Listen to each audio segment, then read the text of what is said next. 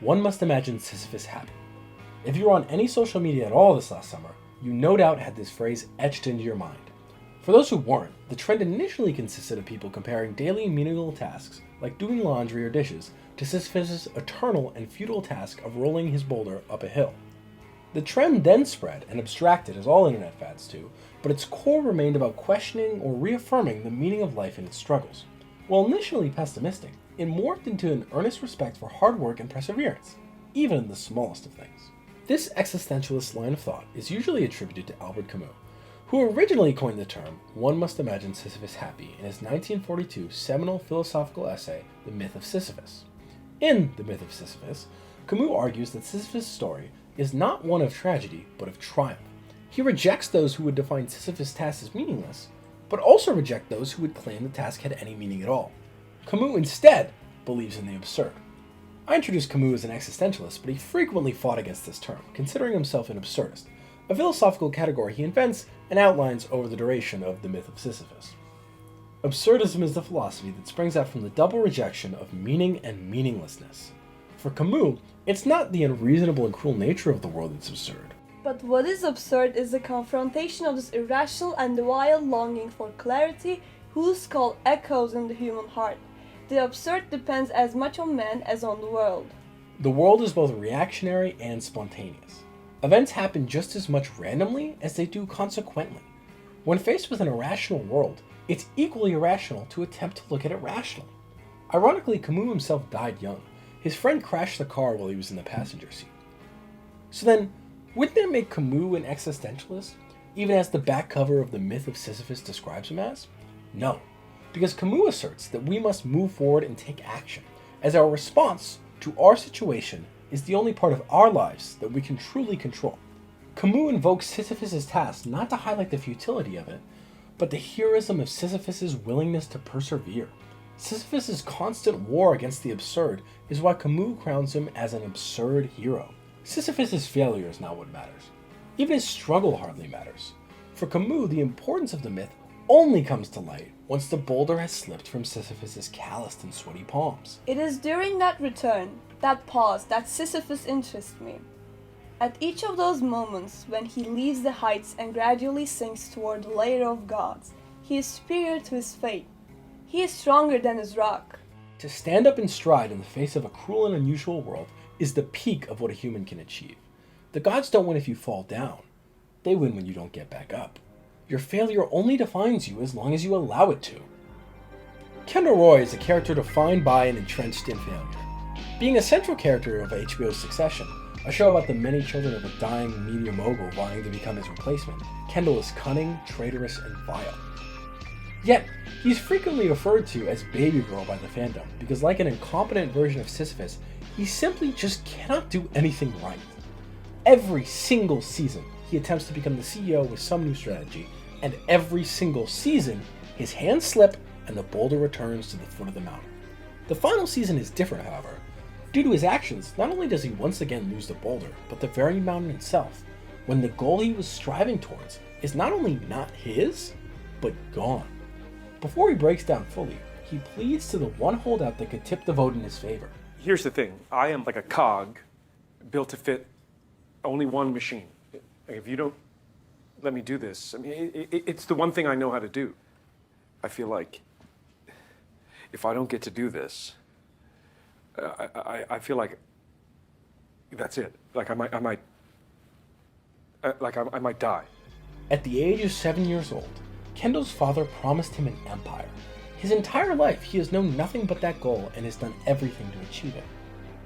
We only briefly see some of the non-business aspects of his life, such as his neglected kids, ex-wife, and old friend, when they serve his business interests. Forever branded and defined by his last name, his entire sense of self is that of the future CEO. It's honestly impossible to pin down what he believes and who he is, as his identity shifts each season to fit with what's most likely to coronate him.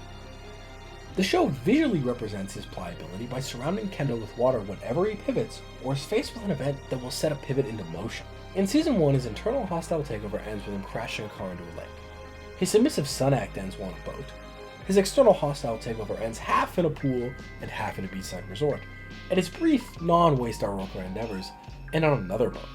And in his final moments of pure desperation, we see him make these ideological shifts all in a single scene in an attempt to claw himself out of the hole he's created. He starts emotionally. I want to think. Okay.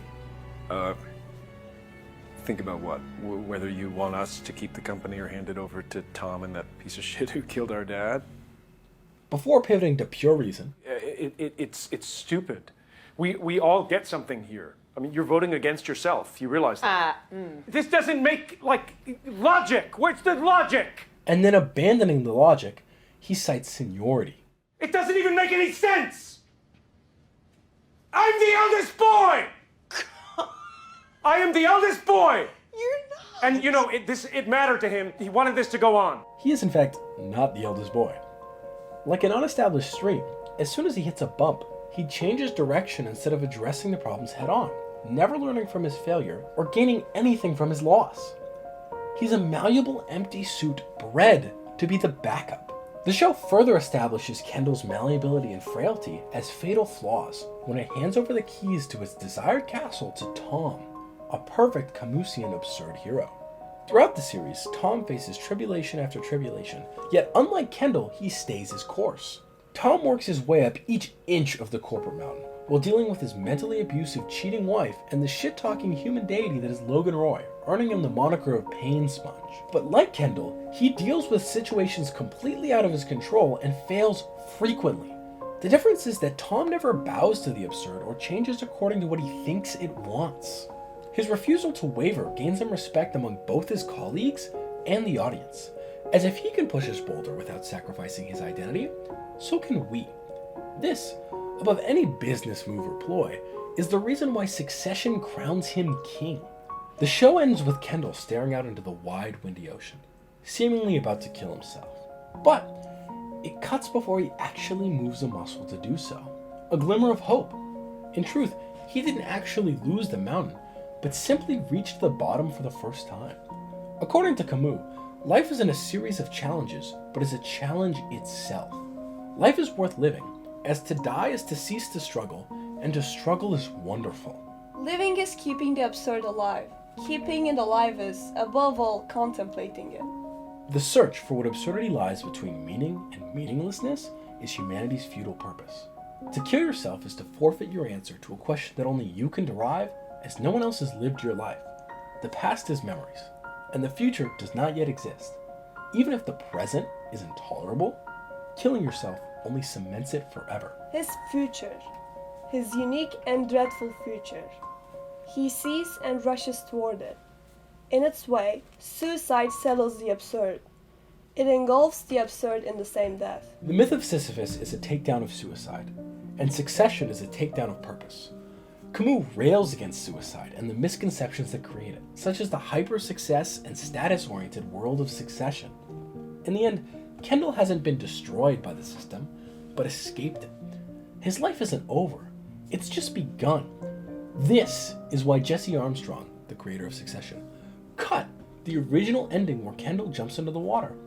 Armstrong gives Kendall a chance to rise above his fate, to redefine his rock. He can grow beyond his purpose and live to enjoy the absurd. It's hard to say until Gen Z reaches peak suicide age, but according to mental health and current suicide statistics, the general consensus is that our generation will have the highest suicide of any modern generation. We've grown up in a post-truth world. Armed global conflicts and recidivist nationalism have returned to the center stage. Climate change threatens to ruthlessly and indiscriminately end the world as we know it. With the future closing in and the past clawing back, it's hard not to feel stuck in the middle. So, what's the point in watching a pathetic billionaire lose a nepo baby job, gaining another few billion in the payout? Succession combats our conceptions of meaning by allowing us to identify our own problems with similar ones at a massive world-altering scale. Sometimes, that stuff that we think really matters and is world-ending is really just a bump in a road. Right now, take your fingers and pinch your forearm. Pinch it really hard, twist it, and do it for 5, 4, 3, 2, 1. The fact that you were pinching your forearm in that moment mattered a lot because it hurt, right? And it mattered when I was telling you to do it before you even did it because you knew you were going to feel it. And you feel that pain. You still feel that lingering pain right now. But you won't feel it in an hour, and you won't even remember that you pinched your arm in a week. We can grow beyond our worst experiences, and we can grow beyond what we initially think matters. In Succession, we see that struggle is a universal human experience at every level of society. And when Kendall stares into the ocean, we plead for him to continue fighting against the absurd. In shouting that he should persevere, even when he is in a state of utter desperation and hopelessness, we can recognize that we should persevere through our own states of desperation. The third-person point of view the show provides allows us to see the outside of our own crises and escape the prisons of our mind. You can do the laundry. You can ace the test. You can go to college. You will feel comfortable in your own skin. You will beat your oppressors, and you will live. It's important to have examples of extreme perseverance, because if one can't imagine Kendall Roy is happy, then how could we ever be?